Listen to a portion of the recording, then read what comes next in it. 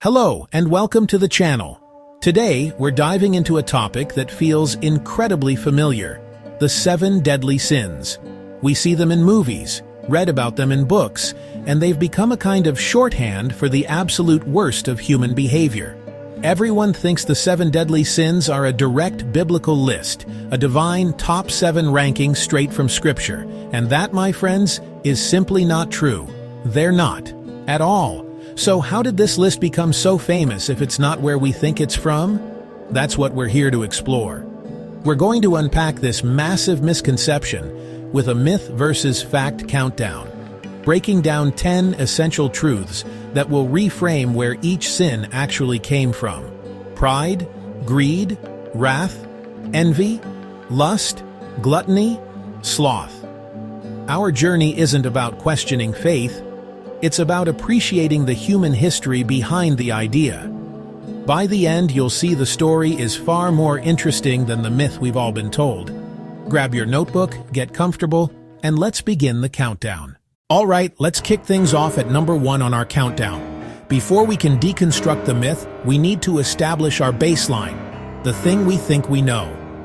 Fact 1, these 7 names are the familiar list most people know: pride, greed, wrath, envy, lust, gluttony, sloth. This is the canonical lineup, the roster of vices that has been drilled into our collective consciousness. When someone mentions the 7 deadly sins, this is the list that immediately springs to mind, almost like a reflex. It's the version you'll find referenced everywhere, from high art to blockbuster films. This specific grouping, and even the specific English words we use for them, has achieved a kind of cultural permanence. Pride, often considered the root of all other sins. Greed, the insatiable desire for more. Wrath, uncontrollable anger. Envy, the bitter resentment of others' fortune. Lust, the intense desire for physical pleasure. Gluttony, overindulgence in food and drink. And sloth, a profound laziness or apathy. These 7 concepts form a neat, memorable package. Think of this list as the final product that made it to the big leagues of cultural ideas. So, if this list isn't directly from the Bible, who put it together? That brings us to fact number 2. The familiar grouping was formalized by Pope Gregory XIII in the late 6th century. This is our first major historical anchor. We're talking around the year 590. Pope Gregory, also known as Gregory the Great, was a pivotal figure in the development of the medieval church, and his influence on this topic cannot be overstated. He wasn't inventing these ideas out of thin air, but he was the one who organized them into the structure we recognize today. In his influential commentary on the Book of Job, a work called Moralia in Job, Gregory laid out his definitive list. He identified 7 principal vices that he believed were the sources from which all other evils sprang. His list was superbia, avaritia, luxuria, ira, gula, invidia, and acedia. It's incredibly important to note the context here. This was a work of church teaching, not a newly discovered Bible verse. Pope Gregory was acting as a theologian and a pastor. He presented pride as the root and the others as her captains. A powerful teaching method. So, when you think of the 7 deadly sins, picture Gregory in 6th century Rome compiling concepts to guide his flock. The authority comes from tradition, not chapter and verse. Pope Gregory may have been the great formalizer, but where did he get his ideas? This leads us to fact number 3. Gregory built on earlier monastic traditions, especially those of a 4th century desert monk named Evagrius of Pontus. We have to travel back another 200 years from 6th century Rome to the deserts of Egypt in the late 300s AD. Here, early Christian ascetics, known as the Desert Fathers, were engaged in a profound struggle for spiritual purity, and they became the first psychologists of the soul. Evagrius documented the challenges faced by ascetics. He wasn't writing for the general public. He was writing for other monks. He compiled a list not of 7, but of 8 logismoi, evil thoughts or temptations. These were the primary cognitive and spiritual obstacles. Evagrius's list was gluttony, lust, avarice, sadness, anger, acedia, spiritual listlessness, vainglory, a precursor to pride. Pride. You can see the clear overlap with Gregory's later list. But there are key differences. He listed 8 and included sadness and vainglory, which were later absorbed or modified. In the monastery, these weren't just sins. They were internal struggles that disrupted prayer. Gluttony meant attachment that distracts. Acedia was profound spiritual apathy. Evagrius created the raw material. John Cassian translated and carried it west. Through Cassian, Gregory adapted the 8 into the famous 7.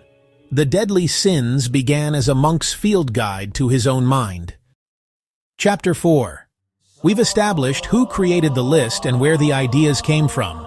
But, why did they do it? This brings us to a critical point. Fact number 4. The purpose was pastoral, helping clergy teach people examine their conscience, not to present a scriptural taxonomy of sin. The list was never intended to be a divine, exhaustive catalog of all possible wrongdoings. It was a practical tool designed for a specific job, moral education. Think of it like a teacher's lesson plan. In an era of widespread illiteracy, the church needed simple memory aids. A list of 7 is perfect, short, yet comprehensive. Clergy could structure their sermons around these 7 points, using stories and examples. How greed leads astray, how envy poisons a community. The list also served as a framework for confession and penance, a clear checklist for self-examination. It was about identifying root tendencies, capital vices from which many sins spring, not ranking sins from worst to least. Pride, for example, could lead to disobedience, cruelty, selfishness. They were a diagnostic tool for the soul aimed at healing and spiritual growth, not condemnation. It was a teaching tool, a mnemonic device, and a guide for introspection. A brilliant piece of pastoral technology that has endured for over 1,500 years because it works. Fact number 5. The Bible addresses sinful behaviors and attitudes broadly, but it never provides this exact list as the worst sins. While all 7 of the sins are condemned throughout Scripture, there is no single passage that says, "Here they are, the 7 deadly sins." Paul often provides vice lists. In Galatians 5, immorality, impurity, sensuality, idolatry, sorcery, enmities, strife, jealousy, outbursts of anger, disputes, dissensions, factions, envying, drunkenness, carousing, and things like these. Proverbs 6 lists what the Lord hates: haughty eyes, a lying tongue, hands that shed innocent blood, a heart that devises wicked plans, feet that run to evil, a false witness, and one who sows discord among brothers. You can see overlap: anger, envy, prideful eyes, but these are different lists with different structures focused on actions and attitudes. So no, there's no Book of Gregory in the Bible. The sins are biblical concepts, but the list itself is not. It's a theological framework built on biblical principles, not a piece of scripture. That distinction is subtle but fundamental. The list is commentary, not quotation. That brings us to fact number 6. The original concept, acedia, evolved into the modern sloth with a very different meaning. Today, sloth suggests simple laziness, lying on a couch, avoiding work, being physically inactive. But that's a watered-down version of a much more profound monastic idea.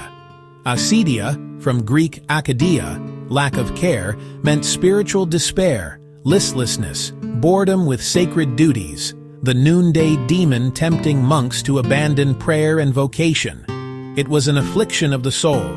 Prayer felt pointless, the cell like a prison, joy abandoned. As the concept moved from monasteries to lay teaching, its interior meaning got simplified, conflated with outward idleness and aversion to labor. Eventually, acedia was replaced by sloth, pigritia. The monk's despair became the peasant's refusal to work, or today's neglected tasks. While laziness is part of it, we largely lost acedia's core, a deep spiritual crisis. When we say sloth, we're naming the ghost of a much more terrifying and complex idea. The answer is fact number 7. Medieval penitentials reshaped and popularized the list. Sermons spread it further. Theologians analyzed and cemented it. From the 11th to the 13th centuries, the 7 deadly sins went mainstream. Penitentials used the 7 as an organizing principle and tied them to remedies: fasting, prayer, almsgiving, embedding the list into sacramental life. After Lateran IV, 1215, mandated yearly confession, a simple moral framework was vital. Preachers and friars used the list as a ready-made, dramatic, memorable structure for popular preaching. Then came Thomas Aquinas. In the Summa Theologiae, he gave a detailed philosophical analysis of the capital vices, cementing academic authority. Institutional, popular, and intellectual forces together ensured the sins became inescapable in medieval minds. That's how it went viral. Fact number 8. Over centuries, the order and labels shifted. There's no immutable scriptural ordering. Gregory ordered them from spiritual to carnal: pride, envy, wrath, sloth, as sorrow, acedia, greed, gluttony, lust. Aquinas preferred pride, greed, gluttony, lust, sloth, envy, wrath, based on the objects of desire. Names changed. Acedia became sloth, avaritia, and sometimes cupiditas mapped to what we call greed. The number wasn't always fixed. Evagrius and Cassian had 8. Gregory combined trimmed, e.g. vainglory and sadness, to arrive at 7, likely for symbolic reasons. 7 carries biblical weight. Popes, theologians, monastic writers reordered, renamed, even renumbered. Evidence it's a human teaching tool, adaptable for pastoral use. The official list is a consensus that emerged over time, not a divinely dictated constant. Another reason it's not a direct scripture list. The answer lies in fact number 9. Dante, medieval art, later literature and media dramatized each sin, fixing vivid cultural images that many assume are biblical. In Purgatorio, each terrace purges one sin: the proud bent under stones, the envious with eyes sewn shut, the wrathful in choking smoke. These visceral images became the definitive popular representation. From Dr. Faustus to C7 to Full Metal Alchemist, and even games, creators draw from this well of imagery. The cultural representations are so powerful and pervasive, they feel ancient and authoritative, so we mistake powerful art for scriptural fact. We've inherited centuries of artists turning a theological list into an enduring narrative framework. That's why the list lives in our heads the way it does. Our final fact. To balance the list, Christian writers articulated the 7 heavenly virtues to oppose each deadly sin. This reinforced a moral pedagogy rather than a scriptural list. Humility, pride, charity, greed, kindness, envy, patience, wrath, chastity, lust, temperance, gluttony, diligence, sloth. Each virtue is a specific spiritual practice to root out a specific vice. If you struggle with pride, practice humility. With greed, practice charity. Like the sins, the exact pairing list isn't in one verse. It's a product of tradition, shaped by works like Prudentius's Psychomachia. The pairing shows a complete system for the moral struggle, diagnosis, and cure, balancing avoidance of evil with the cultivation of good. So there you have it. 10 facts that reframe the 7 deadly sins not as a biblical list, but as a dynamic, human-shaped theological tradition. From the desert monk's 8 evil thoughts, to Pope Gregory's 7, to medieval sermons and Dante, the idea has been shaped for over 1,500 years.